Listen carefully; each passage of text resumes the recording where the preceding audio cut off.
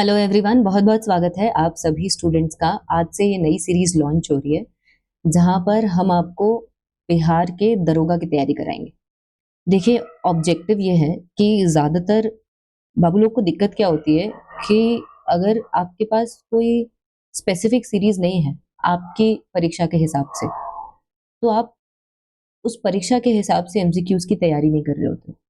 अब दिक्कत क्या होती है कि हम पढ़ाई तो कर लेते हैं, पर अगर एमसीक्यूज और क्वेश्चन हम ना लगाएं तो फिर भूल जाते हैं। एक तो चीज़ है, मेमोरी में बैठता नहीं है कुछ भी। और फिर जब कुछ समय बाद उसको दोबारा देखते हैं रिवाइज करने के लिए कि चलो रिवाइज करके देख लेते हैं क्या पढ़ा था, तो फिर दोबारा दिक्कत आती है, बहुत मुश्किल लगता है वो। तो यही उद्देश्य रहेगा इस सीरीज में, रोज इस सीरीज को लाने की कोशिश रहेगी मंडे टू संडे ओवरऑल। और यहाँ पर आपको इसकी मदद से अलग अलग टॉपिक्स करवाए जाएंगे जिससे कम से कम आप दरोगा की परीक्षा को अच्छे से निकाल लो।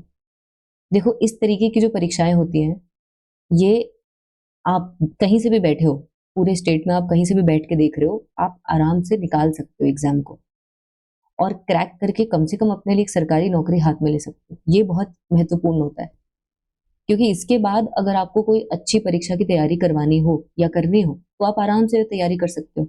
बट पहले कम से कम ये एग्जाम निकलना जरूरी होता है।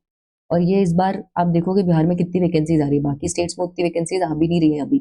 और इस हिसाब से बहुत अच्छा मौका है, एक बहुत अच्छा अवसर है आपके पास, जिससे आप अपने लिए एक सरकारी नौकरी पक्की कर सकते हो, एक अच्छा बैकअप कर सकते हो, उसके बाद जो करना है जीवन में आप कर सकते हो। तो इस उद्देश्य के साथ चलिए हम शुरू करते हैं हमारे यहाँ पर इस पूरे सीरीज को, और डेली एमसीक्यू हमारी सीरीज शुरू करते हैं। तो सबसे पहले हम इतिहास को ही देखते हैं आज, कौटिल्य के अर्थशास्त्र को मोटा मोटा देखने की कोशिश करते हैं। तो अब सबसे पहले यहाँ पर सवाल यह है कि कौटिल्य का जो अर्थशास्त्र है वो कितने अधिकारण में विभाजित होता है ना। अब अधिकारण सबसे पहले आपको पता होना चाहिए कि अधिकारण क्या होता है। देखिए, अधिकारण का मतलब आप समझ लो पार्ट्स, यानी कि हिस्से। कितने अधिकारण है अर्थशास्त्र के? लगभग 15 अधिकारण हमें देखने को मिलते हैं। और इन 15 अधिकारण में भी आप देखोगे लगभग 150 से 180 टॉपिक्स यहाँ पर कवर किए गए हैं। इसलिए अर्थशास्त्र एक बहुत ही बड़ा टेक्स्ट माना जाता है और जरूरी भी है, क्योंकि यहाँ पर आपको स्टेट क्राफ्ट, राज्य नीति, राज्य कैसे चलाना है ना, लोक प्रशासन, सुशासन, शासन कैसे होना है, राजा को कैसा होना चाहिए, उसका धर्म कैसा होना चाहिए, भ्रष्टाचार से निपटने के लिए क्या हो, ये सारी चीजें कौटिल्य अपने अर्थशास्त्र में बता रहे हैं। किस टाइम पीरियड की बात है ये? चंद्रगुप्त मौर्य के समय की बात है। सही है। अब आगे चलते हैं। Kautilya compared fort in his saptanga theory, यानी कौटिल्य ने अपने सप्तांग सिद्धांत में किले की तुलना मानव शरीर के किस अंग से की थी। आपको जरा दिमाग लगाने की कोशिश करना है, ABCD, दिमाग, चेहरा, हाथ, जांग, क्या हो सकता है। लेकिन पहले तो मुझे ये बताओ कि ये सप्तांग सिद्धांत आखिर है क्या। अर्थशास्त्र के अंदर ही एक सप्तांग सिद्धांत कौटिल्य ने दिया। इसके हिसाब से हमारा जो मानव शरीर है ना, इसकी तुलना हम अपने राज्य से कर सकते हैं। जैसे मानव के शरीर के अंग होते हैं, वैसे राज्य के भी शरीर के अंग हैं। और ये 7 अंग बताए गए। एक तो राजा खुद है, उसके अमात्य हैं यानी मंत्री उस टाइम के हिसाब से, है ना।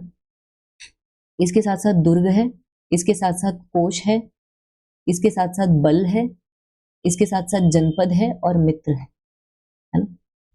तो जो बल है यानी आर्मी, सेना उस समय की, वो दिमाग है ना। राजा है वो तो मुख्य में है ही सही, संघ में।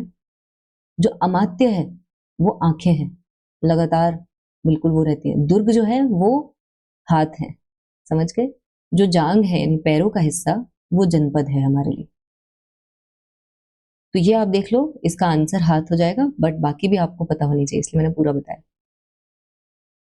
अर्थशास्त्र में लगभग कितने प्रकरण हैं, ये आपसे पूछा गया है। तो प्रकरण कितने हैं? प्रकरण यानी कि टॉपिक्स। टॉपिक्स हैं हमारे पास टोटल 180। इतने सारे टॉपिक्स, राज्य कैसे चलाना है, राजा को कैसे काम करना है, स्पाइस कैसे यूज करने हैं, गुप्तचर कैसे यूज करने हैं राजा को, ये सारी चीजें यहाँ पर बताई गई हैं। इनमें से कौन सा इंस्क्रिप्शन, शिलालेख ऐसा है जो कि विज्ञापन के पहले शिलालेख के रूप में माना जाता है, यानी एडवर्टीजमेंट की तरह माना जा रहा है, जैसे कि कुछ एडवर्टाइज किया जा रहा है। तो देखिए यहाँ पर एक इंस्क्रिप्शन है, दशपुर इंस्क्रिप्शन। ये सारी वैसे तो इंस्क्रिप्शन शिलालेख फेमस वाले हैं, लेकिन जैसे जूनागढ़ में रुद्र दमन के बारे में बात हुई है, कैसे उन्होंने सुदर्शन झील का रिपेयरेशन करवाया था। और बिल्कुल चेष्ट संस्कृत में यहाँ इस शिलालेख में बात की। सोहगारा इंस्क्रिप्शन जो मौर्यन अशोकन काल है, इस समय का इंस्क्रिप्शन है, एक बहुत ही प्रमुख शिलालेख माना जाता है। दिल्ली का टोपरा, नाला सोपारा बम्बई का, उसके साथ मिलकर उत्तराखंड के इंस्क्रिप्शन, ऐसे कुछ मेजर इंस्क्रिप्शन है, प्रमुख शिलालेख है, उनमें आता है। दशपुर इंस्क्रिप्शन, दशपुर एक मंदसौर नाम की जगह आज की मध्य प्रदेश की, उसको पहले दशपुर बोलते थे। यहाँ पर जो सिल्क के ट्रेडर्स और क्राफ्ट्समैन थे, वीवर्स थे, ये लोग अपनी जर्नी बता रहे, अपनी यात्रा बता रहे कि कैसे जाकर दशपुर में सेटल हुए।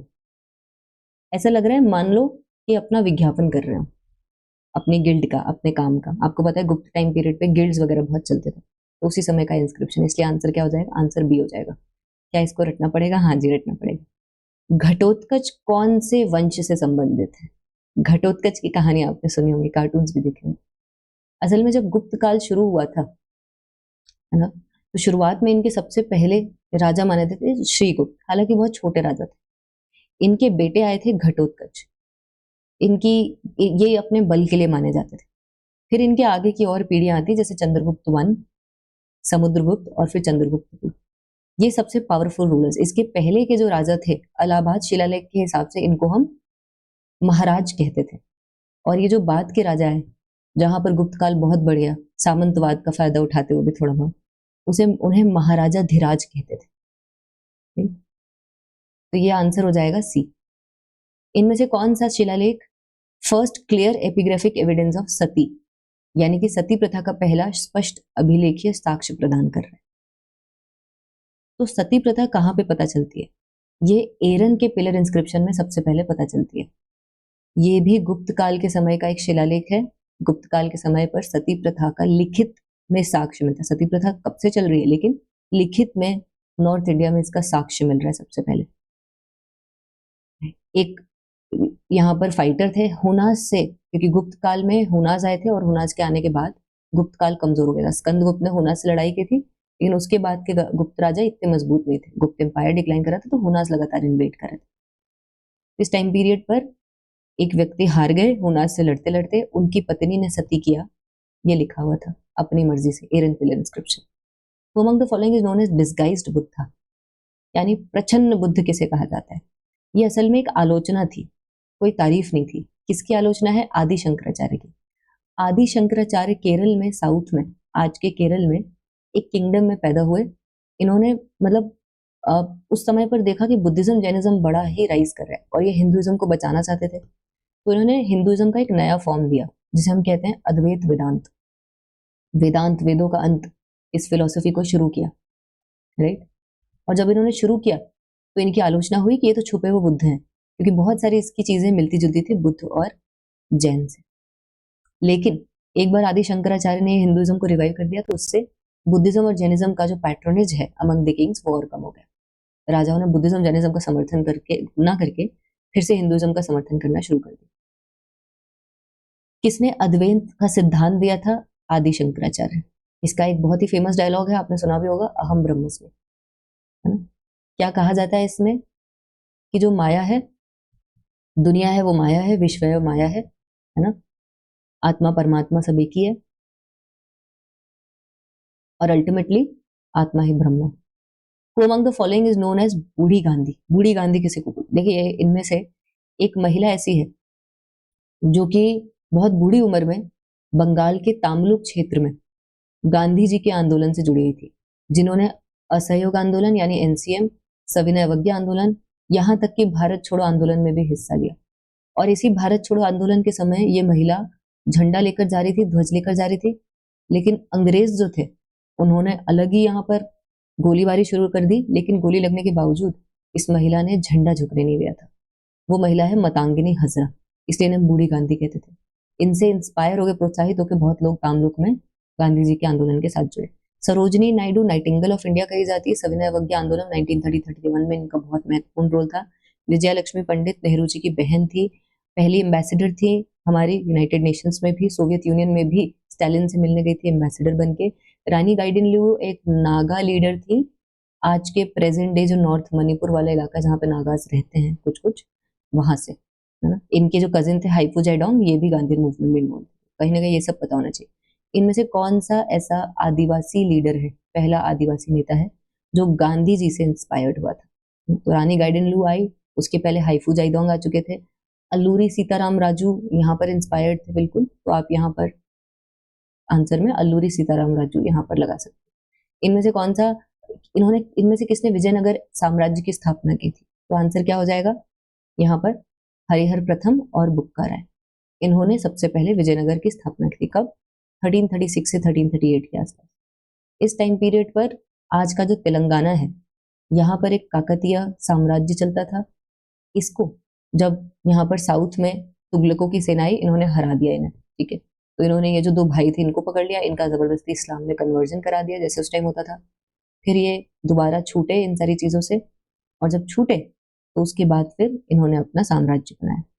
Who founded the Bahmani kingdom? Bahmani kingdom किसने बनाया? नाम से इस पता चल रहा है, अलाउद्दीन हसन बहमान शाह, है ना।